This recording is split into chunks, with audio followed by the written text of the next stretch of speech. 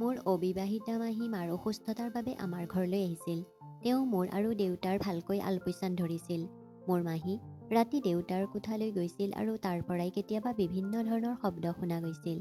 এদিন যেতিয়া দেউতা অফিচলৈ গৈছিল, মাহী মোৰ ৰুমলৈ আহিছিল। তেওঁৰ সৌন্দৰ্যই মোক ইতিমধ্যে আকৰ্ষণ কৰিছিল। আজি তোমাৰ দেউতা ঘৰত নাই, আহাচোন, তোমাৰ বাবেও কিবা এটা কৰি দিওঁ। এই কথা কৈ মাহীয়ে মোক তেওঁৰ শোৱা কোঠালৈ লৈ গ'ল আৰু তাৰ পিছত তেওঁৰ দুয়োটা উলিয়াই দিলে। নমস্কাৰ বন্ধু বান্ধৱীসকল, আজিৰ কাহিনীটোলৈ আপোনালোকক স্বাগতম জনাইছোঁ। অনুগ্ৰহ কৰি শেষলৈকে শুনিব। মোৰ নাম ৰাহুল আৰু মোৰ বয়স 18 বছৰ হ'ল। মা ইতিমধ্যে 20 দিন হস্পিটেলত চিকিৎসাধীন হৈ আছিল। মাহী আমাৰ ঘৰলৈ এনেকৈ অহাটো সঁচাকৈয়ে এটা সকাহ আছিল। তেওঁ মোৰ মাৰ ঘনিষ্ঠ বান্ধৱী আছিল। তেওঁ মাতকৈও বেছি ধুনীয়া আছিল। মাহীয়ে আমাৰ ঘৰত থাকি আমাৰ ভাল যত্ন লৈছিল আৰু মাৰ যত্ন লৈছিল। এদিন ৰাতি আমি ৰাতিৰ আহাৰ খাই থাকোঁতে দেউতাই মোক মোৰ ৰুমলৈ যাবলৈ ক'লে। মই ড্ৰয়িং ৰুমত বহি দেউতাৰ মোবাইলটো চাব বিচৰাৰ বাবে তেওঁৰ কথা নুশুনিলোঁ। মই বহি ফোনটো চাই থাকোঁতে দেখিলোঁ দেউতাই মাহীক নিজৰ কোঠাৰ পৰা উলিয়াই আনিছে। মাহীক বৰ ধুনীয়া দেখিছে, যেন তেওঁ এইমাত্ৰ গা ধুই আহিছে। ইয়াৰ পিছৰ কেইদিনমান দেখিলোঁ যে দেউতাই মাহীক দেউতাৰ লগত ৰুমলৈ লৈ যায়। তেওঁলোকৰ মাজৰ সম্পৰ্কক লৈ মোৰ মনত বহুত প্ৰশ্ন উত্থাপন হ'বলৈ ধৰিলে। মা বিচনাত অসুস্থ হৈ পৰি আছিল আৰু মাৰ অৱস্থা দেখি মই চিন্তিত হৈ পৰিছিলোঁ। কিন্তু মাহী আৰু দেউতাৰ মাজত কি হৈ আছে সেয়া মোৰ বুজাৰ বাহিৰত। সেইদিনা দেউতাৰ কোঠাৰ পৰা অদ্ভুত শব্দ শুনি মই মোৰ ৰুমলৈ যোৱাৰ সলনি ড্ৰয়িং ৰুমত বহি মাহী ওলাই অহালৈ অপেক্ষা কৰিলোঁ। মই জানিছিলোঁ যে তেওঁ দেউতাৰ কোঠাৰ পৰা ওলাই আহিব, গতিকে মই বহি থাকিলোঁ। বহু সময়ৰ পাছত দেউতাৰ কোঠাৰ পৰা মাহী ওলাই আহিল আৰু তেওঁক বৰ ভাগৰুৱা যেন লাগিল। মাহীৰ শাৰীখনো অলপ ওলমি আছিল আৰু সম্পূৰ্ণ ঘামত তিতি গৈছিল। তেওঁ আন ক'তো নোচোৱাকৈ নিজৰ ৰুমলৈ গ'ল। মই ভাবিছিলোঁ মাহীয়ে কিয় দেউতাৰ ৰুমলৈ যায়, গতিকে মই তেওঁৰ পিছে পিছে তেওঁৰ ৰুমলৈ গ'লোঁ। যেতিয়া মই দুৱাৰখন খুলিলোঁ, মাহীয়ে নিজৰ কাপোৰবোৰ ঠিক কৰাত ব্যস্ত হৈ আছিল। দুৱাৰৰ ফালে ঘূৰি চোৱাৰ লগে লগে মোক দুৱাৰত থিয় হৈ থকা দেখি অলপ স্তম্ভিত হৈ পৰিল। মই মাহীক সুধিলোঁ, আপুনি মোৰ দেউতাৰ কোঠাত কিয় আছিল আৰু তাৰ পৰা কি অদ্ভুত শব্দ আহিছিল? তাৰ পিছত মাহীয়ে কিবা এটা ক'বলৈ ওলাইছিল। পিছফালৰ পৰা দেউতা আহি মোৰ কান্ধত হাত থৈ ক'লে, ৰাহুল, ৰাতি হ'ল, 11 বাজিছে আৰু তুমি এতিয়াও খোৱা নাই? তুমি মাহীক কিয় অপ্ৰয়োজনীয় প্ৰশ্ন কৰি আছা? ৰাতিৰ আহাৰ খোৱাৰ পিছত মই তোমাক তৎক্ষণাত তোমাৰ ৰুমলৈ যাব কৈছিলোঁ। তেতিয়াহ'লে তুমি কিয় হলত বহি আছা?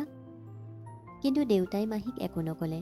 মই দেউতাক খং কৰি মোৰ ৰুমলৈ গ'লোঁ।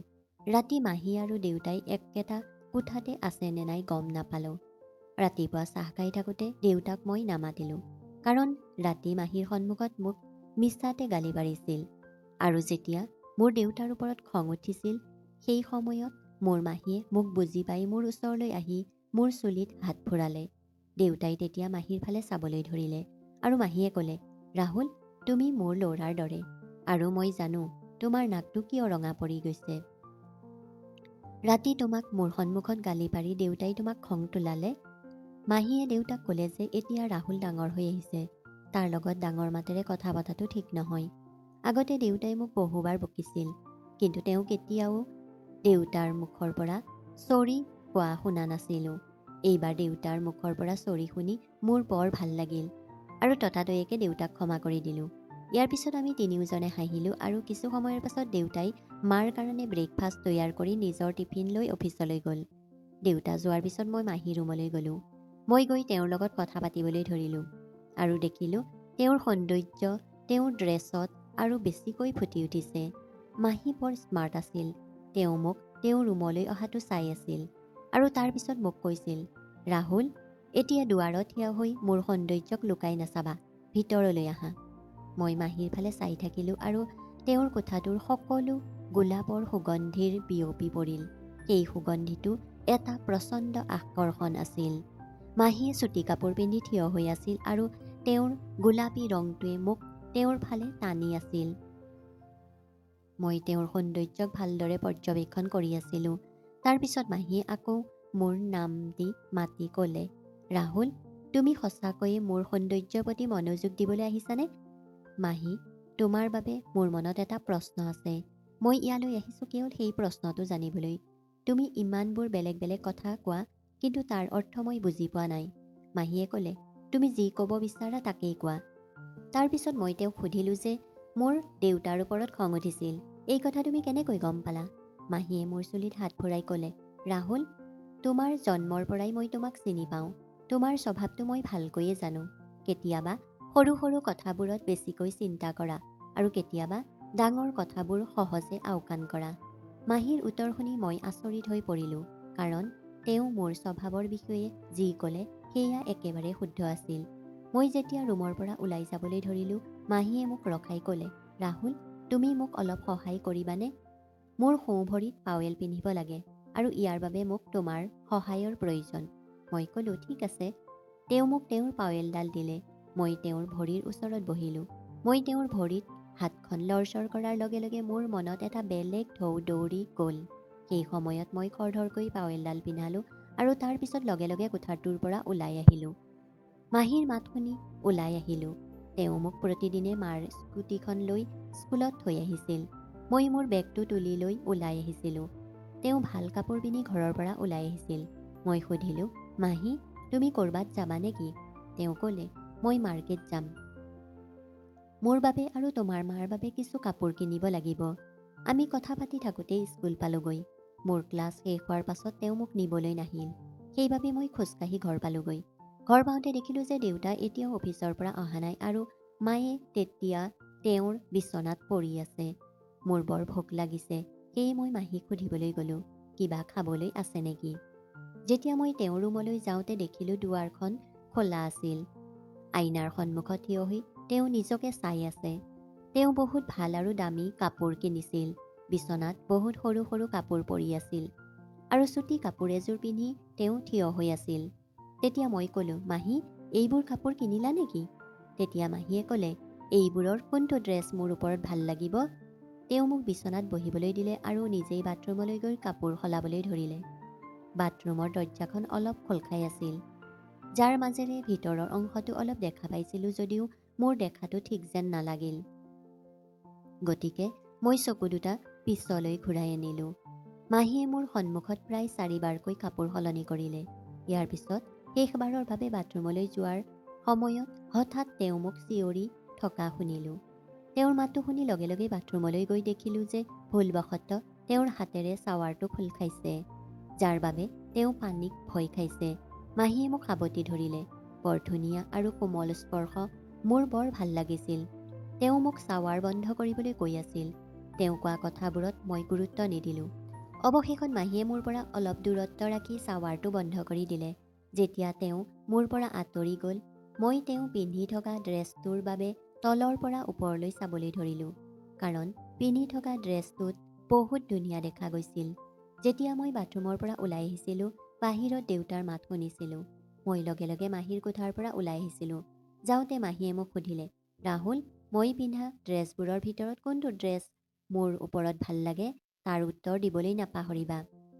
এতিয়া যিটো ড্ৰেছ পিন্ধিছা সেইটোত তোমাক আটাইতকৈ ধুনীয়া দেখা গৈছে। আৰু তাৰ পিছত মই কোঠাৰ পৰা ওলাই আহি দেউতাই দেখা পোৱাৰ আগতেই মনে মনে মোৰ কোঠালৈ গ'লোঁ।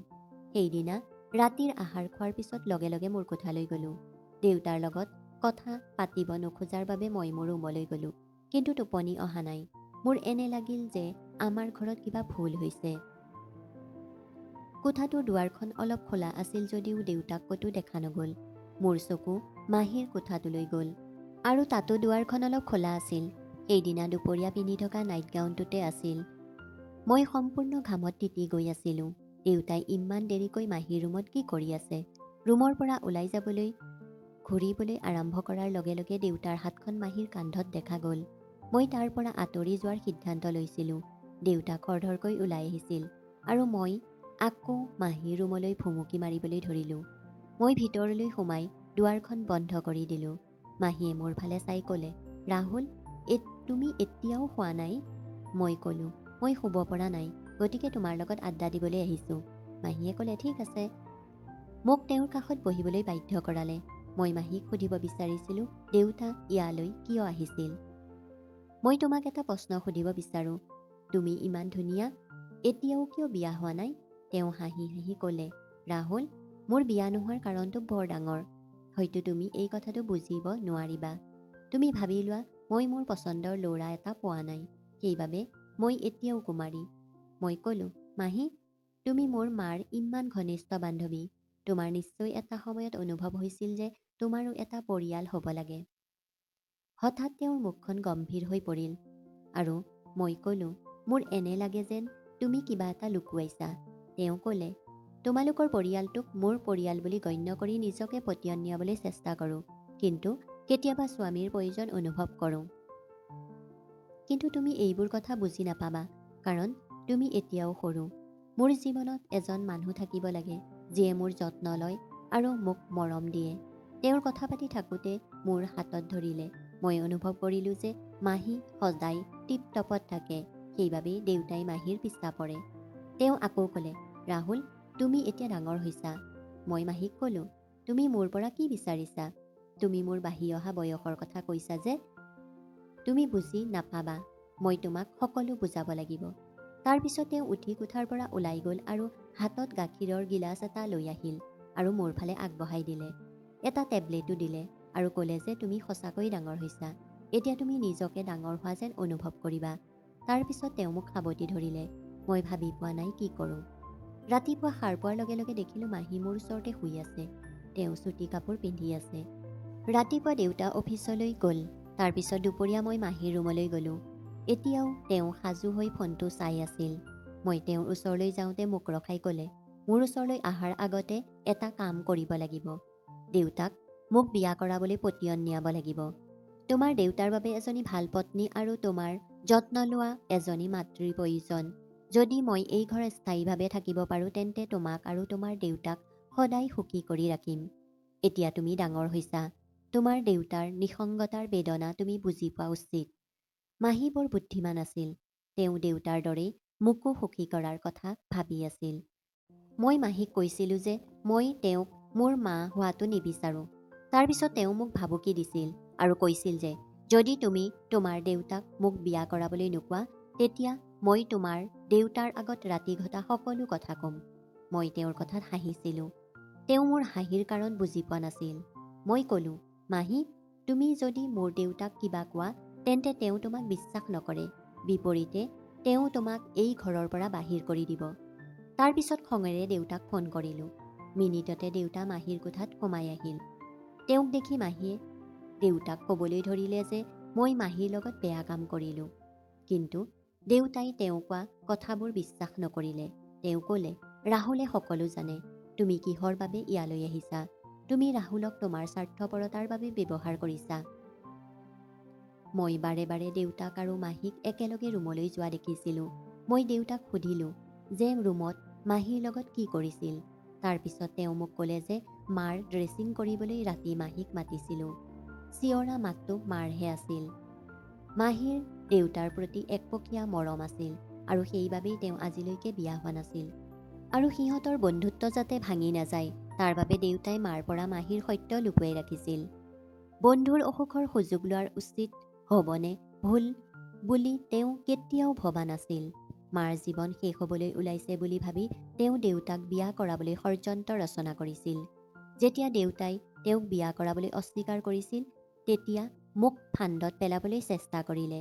মই ভয় খাইছিলোঁ যে মাহীয়ে মোৰ লগত ৰাতি কিবা ভুল কৰিলে। গতিকে মই দেউতাক ফোন কৰি সকলো কথা ক'লোঁ।